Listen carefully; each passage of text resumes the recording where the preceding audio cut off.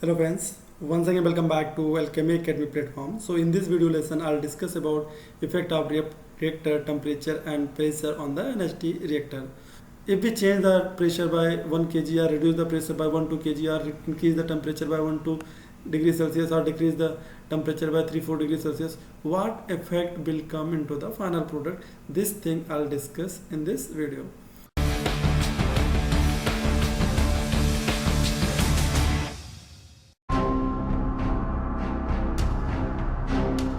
So basically NHT, what is NHT? This is a naphtha hydrotreating unit. So what happens in the naphtha hydrotreating unit? Basically we remove the impurities from the naphtha. Impurities like sulfur and nitrogen compounds mainly. Basically in the feedstock like your naphtha that is SRN straightened naphtha, or if we talk about FCC NHT, then cracked naphtha. These contains the impurities, and removal of those impurities happens in the NHT unit.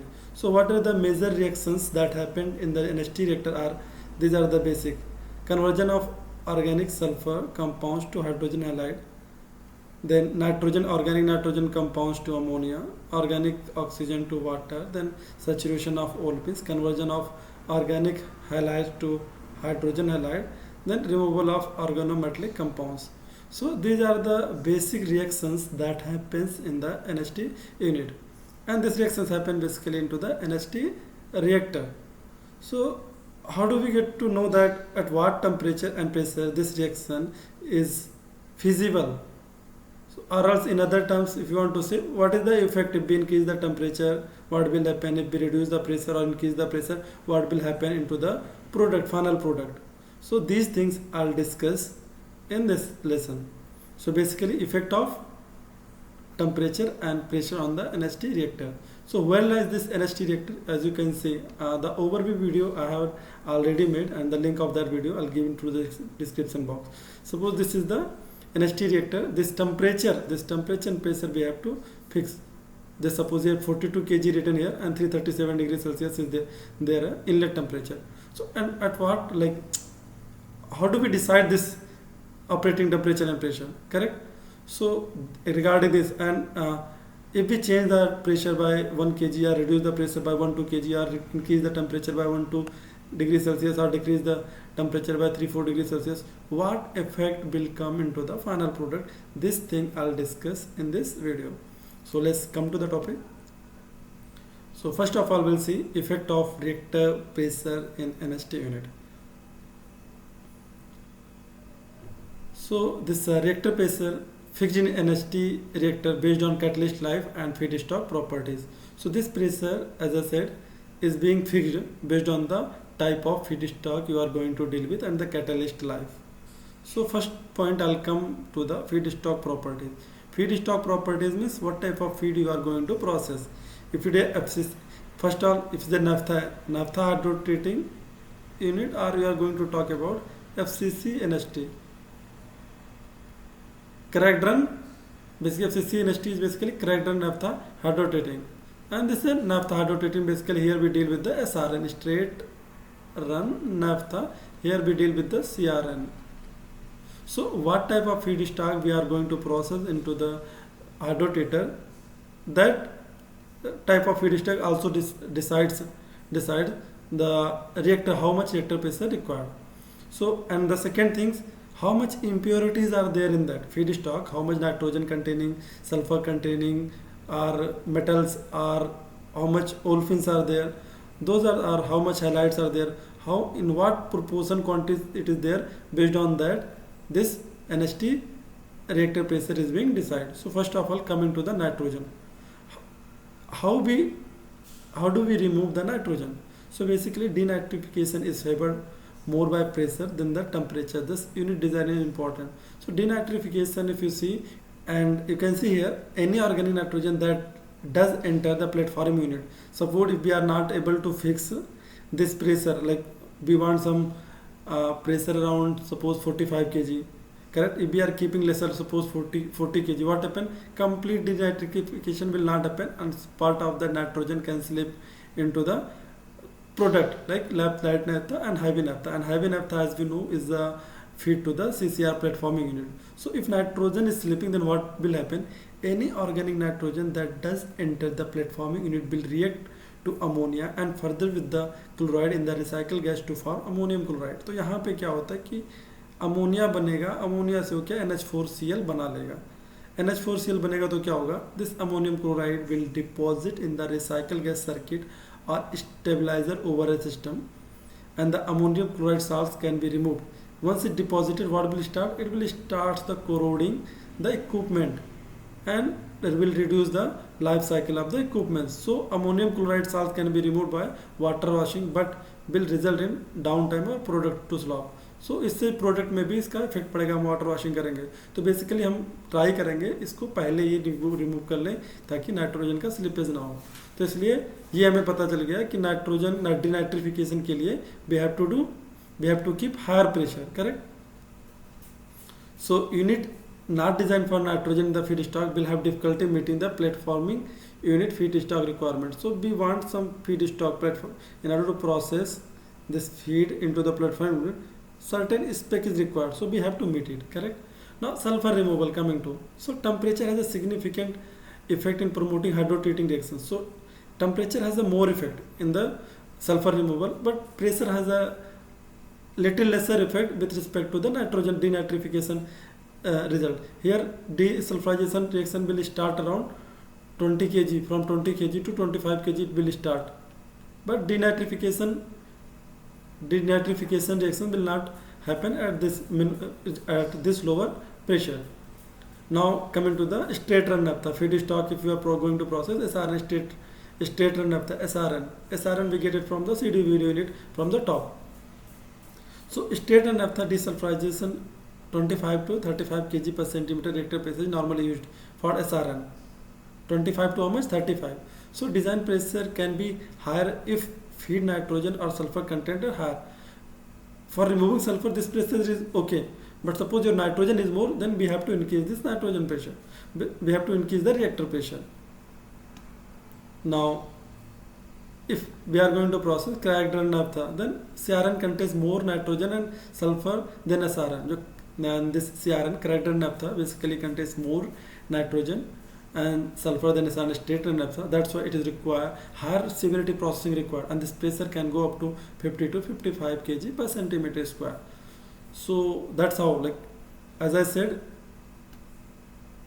pressure in NHT reactor is being fixed on the catalyst life or the feedstock properties. So we must understand what type of feed we are going to process into the NHT reactor.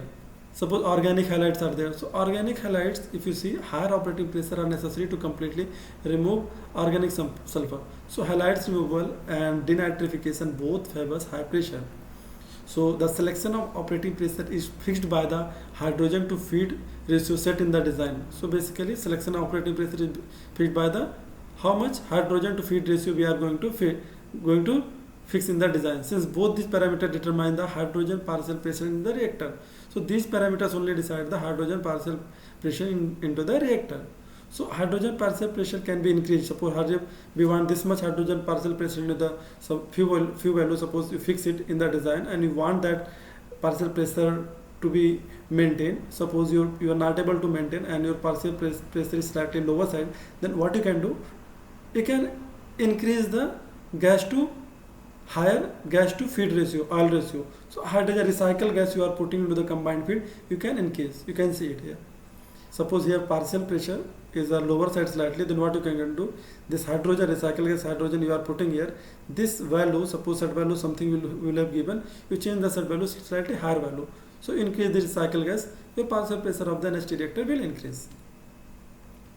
So most units are designed so that desulfurization and denitrification reaction go substantially to completion well below the design temperature of the reactor for the design feedstock.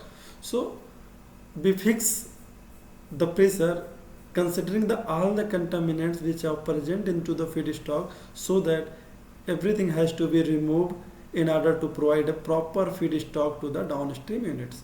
Correct? Now coming back to the reactor temperature. What is the effect of reactor temperature in NHT unit? So in NHT unit, temperature has a significant effect in promoting hydrogenating reactions. So basically, this hydrogenating reactions occurs like we need some temperature for that to happen, but desulfurization is more favor with respect to the temperature. If we increase the temperature, then desulfurization will increase. So sulfur removal. Let's coming back again with respect to the contaminant and the operating variable temperature. So if we want to remove sulfur, how to fix this temperature? So sulfur removal is basically desulfurization, we call it. So desulfurization increases as temperature is raised. The desulfurization reaction begins to take place at a temperature as low as 235 degrees Celsius. Desulfurization will start at 235 degrees Celsius, approximately 230 to 35 degrees Celsius, with the rate of reaction increasing with the temperature. As you increase the temperature, rate of reaction will increase. Above 340 degrees Celsius, there are only slight increase in further removal of sulfur compound due to temperature.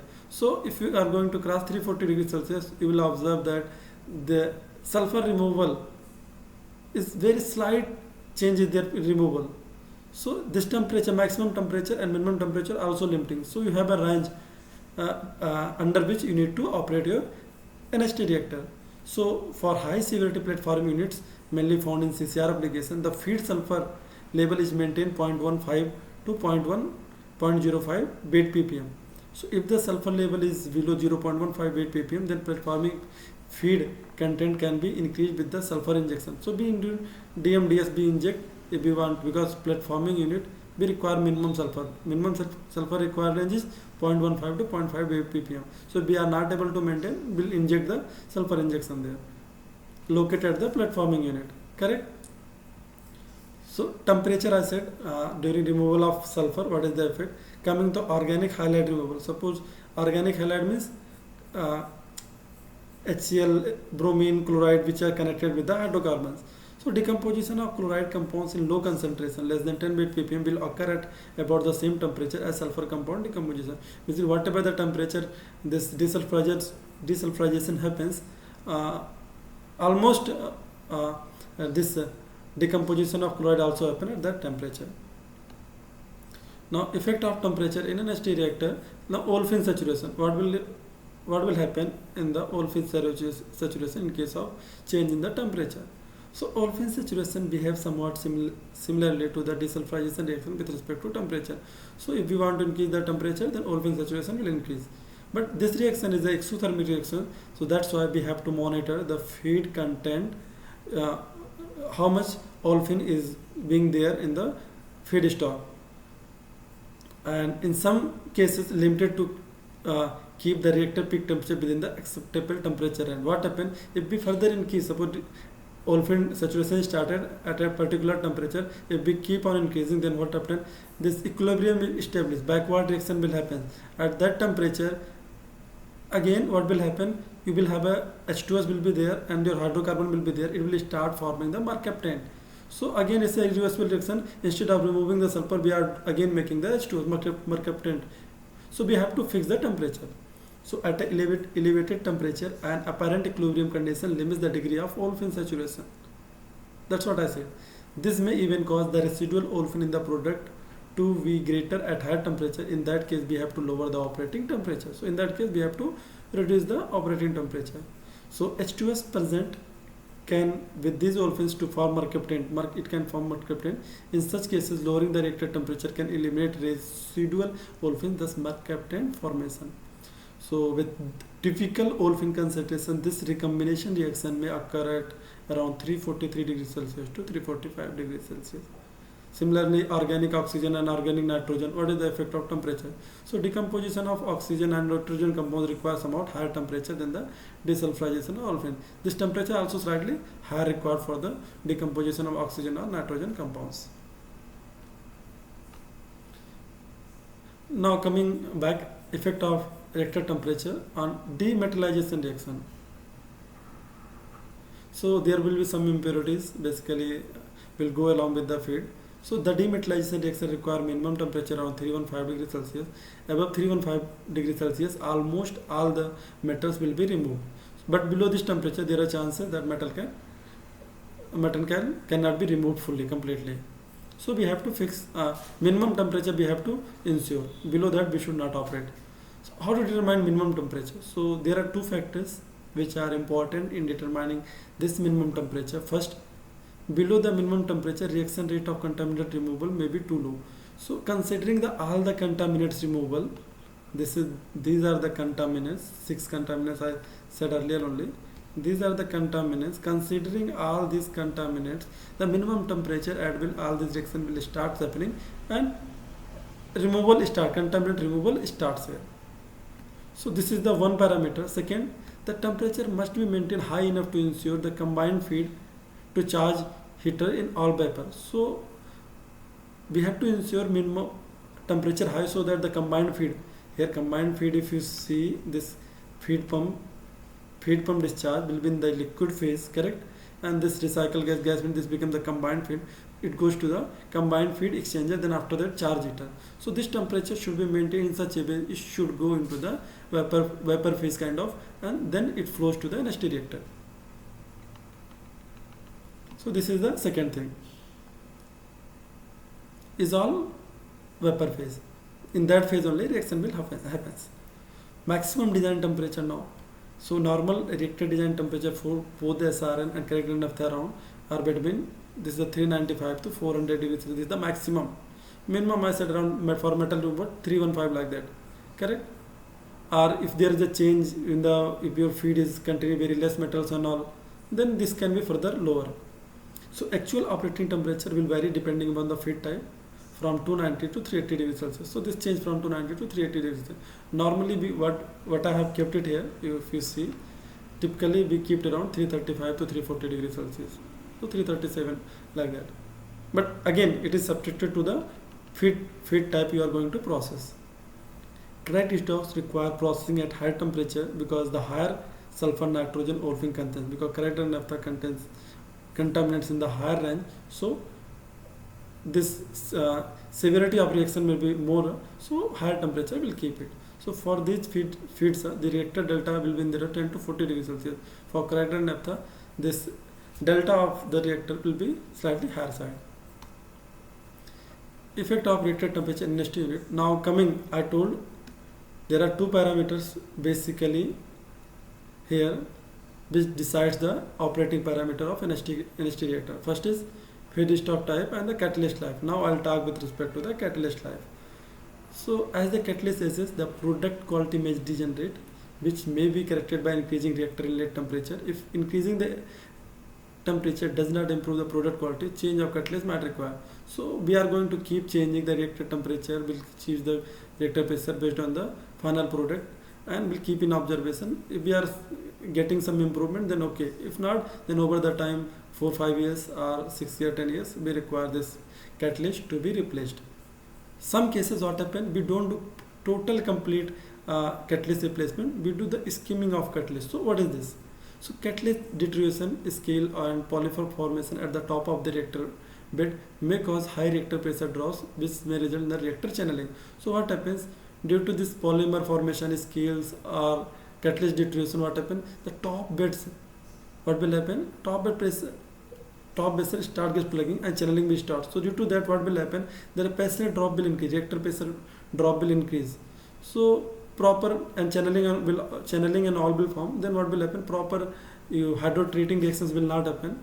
So in order to tackle this type of problem, what we'll do, this can be corrected by skimming the top of the catalyst bed. So we have to remove suppose the catalyst having the 4 to 5 beds of the catalyst. So top 2 beds we can remove and change with the fresh catalyst. Again, that problem can be resolved.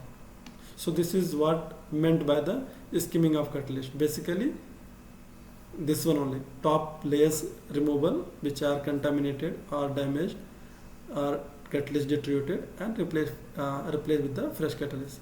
So guys, this is all about effect of temperature and pressure on the NST reactor and how it is being decided. So guys, that's all for this lesson. Thank you so much. If you have any doubt or any suggestion, you can comment in the comment box. You are most welcome. Thank you so much.